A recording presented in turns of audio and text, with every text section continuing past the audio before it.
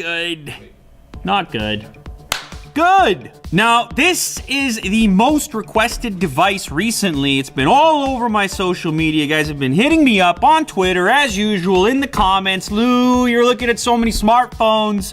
Where is the Mate 20 Pro? This is like a grown-up, like a scaled-up version of the P20 Pro, which I used for a while. Had some really interesting features, including that amazing night mode. I can understand why you're interested in this device, and that is why it is here today. I have the Twilight version, Twilight color, 6 gigs of RAM and 128 gigs of storage. According to the Crack team, which is just will do, this thing's about $900, so it's not a cheap device. Now, this, remember, is the Twilight color. Whoa, purple, blue, reddish colors. It's all represented in there. Does feature wireless charging, and it even has a cool feature where it can charge other devices that have wireless charging. So it could do reverse wireless charging. You may have seen this in Huawei's commercials for this device. You got 4,200 milliamp hours in here. You got juice to spare sometimes. Link up, sync up. You can see the 3-camera setup. This is going to give you the same kind of crazy performance that you saw in the P20 Pro, but it's also going to add a wide angle lens, which I'm a big fan of. This show is shot on a wide angle lens. It lets you get more in the frame.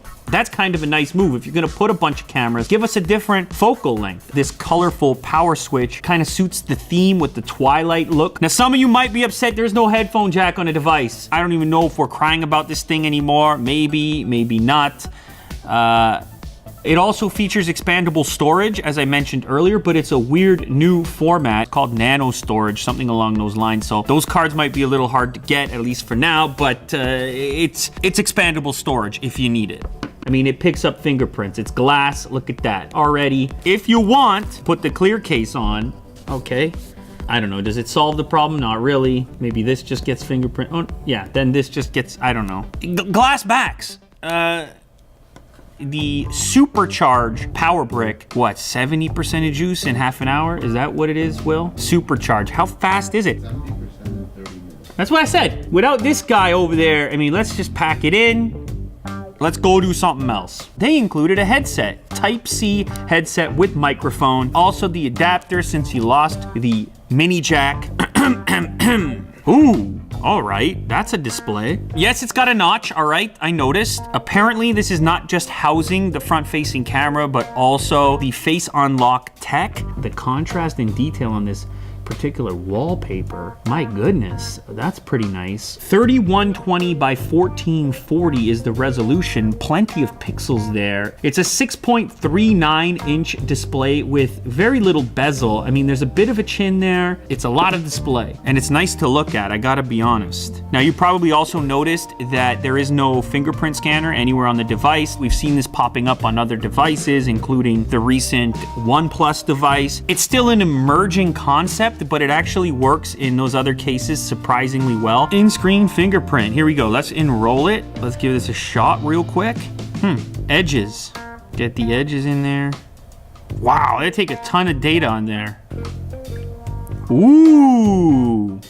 Wait a minute, Jack. Wait a minute. That's one of the nicer ones. For some reason, I don't mind that one. The animation feels satisfying for some reason. It's not gonna be as fast as a capacitive scanner on the back of the device. This is one of the better in-screen ones that I've used, and I could totally do that on a daily basis. Now, the feature you care about, if I go ahead and launch the camera app here, you'll see, yeah, wow, that is pretty wide. So there's a slider here which controls your zoom all the way from 0.6x on the wide end up to 10x. Not fisheye, nothing distorted, but you just get so much more into the frame. This is 1x. That's your standard focal range. For me, this is incredibly useful to go all the way to there. Gives you so much more versatility on the camera side. You have a portrait mode as well, which is going to give you the bokeh effect that some people are super into. Wow, that's pretty wild. The night mode is the magical part. It's basically creating light out of dark. Everybody's super pumped about various night modes. People are just doing magical things on the software side to take these multiple shots and create light where there wasn't any. It's putting traditional photography out of business. Don't tell photographers that.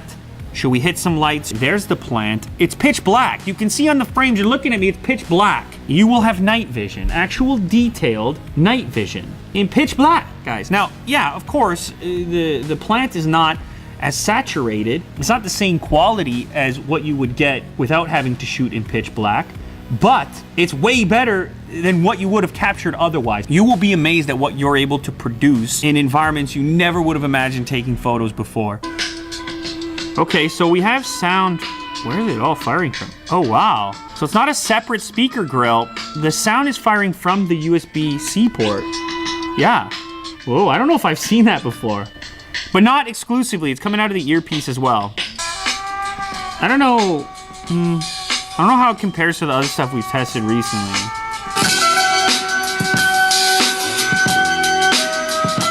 It's totally usable. It's not the loudest that we've tested. I think you'll be okay with it, but it's not gonna be the loudest performer on the block. So anyhow, what can I say? I don't know. The people have so many questions about Huawei, the brand, and of course, their flagship devices. It's got the fancy colors, it's got the wireless charging, they added the wide angle lens, which to me is an improvement over the P20 Pro. And of course, you have the bigger battery here if you're a power user, 4,200 milliamp hours. The one consideration to make is if you are cross-shopping this versus the Note series device, over here you don't have the S Pen. Now, for me, that's not such a big deal. I didn't really use that pen. So nonetheless, I'm still on the Pixel right now. I need to figure out what I'm gonna switch to next. We've talked about it a lot. It's become sort of a meme. You guys are down in the comments like, look who's switching again. Yeah, I gotta switch all the time. How else am I gonna give you the feedback? It's a meme, sure, but it's a necessary meme. When I wrap up and switch to my next device, I'll give you all the feelings. This device or the OnePlus 6T or some other phone, leave it in the comments down below. I'm gonna take a quick glance through and hopefully it'll influence my next device and then the eventual feedback that you'll get from me from the extended usage through slipping the SIM into that new device. Go ahead, have fun with your memes. I'll just be out here doing my job for you, because it's what I do. Too much saliva.